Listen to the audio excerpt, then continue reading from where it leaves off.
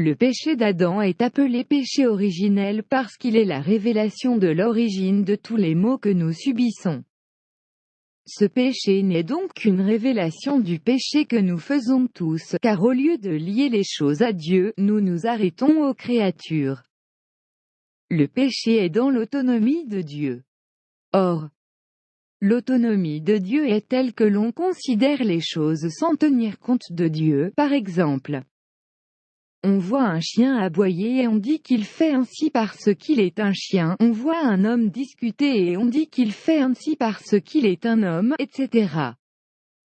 Oublie que c'est la parole de Dieu pour toi, c'est-à-dire que c'est Dieu qui te parle, et que par conséquent, nous séparons la créature de son créateur.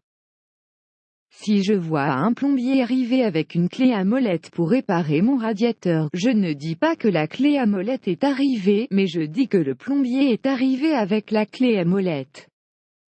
Toutes les créatures sont des clés anglaises dans les mains de Dieu, c'est Dieu qui vient à nous, et nous disons au contraire. C'est la clé anglaise qui répare le radiateur. Donc nous ne devons pas dire.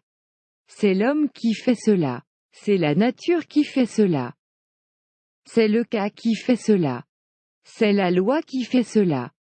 Etc. Dieu où est-il?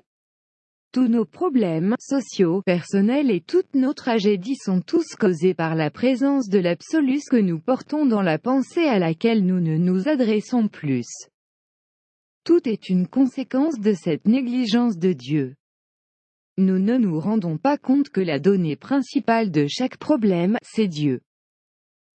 Nous voulons résoudre tous nos problèmes sans tenir compte de Dieu, et c'est l'erreur la plus grave que nous fassions.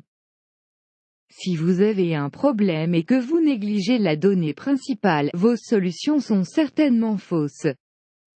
Nous assistons à ces solutions fausses parce que nous ne tenons pas compte qu'il y a Dieu dans notre problème. Si tu es triste, si tu es angoissé, si tu t'ennuies, tu ne sais pas quoi faire, tu ne sais pas pourquoi vivre, c'est parce que tu t'es séparé de Dieu. Consulte Dieu, cherche à comprendre. Tout d'abord, interrogez-vous. À quoi sert la vie? Pourquoi Dieu t'a donné la vie? Pas pour manger, pas pour s'habiller, pas pour faire une carrière parce que demain tu meurs. À quoi cela sert-il? Nous avons cru que la vie servait à gagner de l'argent. Que fais-tu de l'argent? Tout d'abord, essayez de comprendre pourquoi Dieu vous a donné la vie.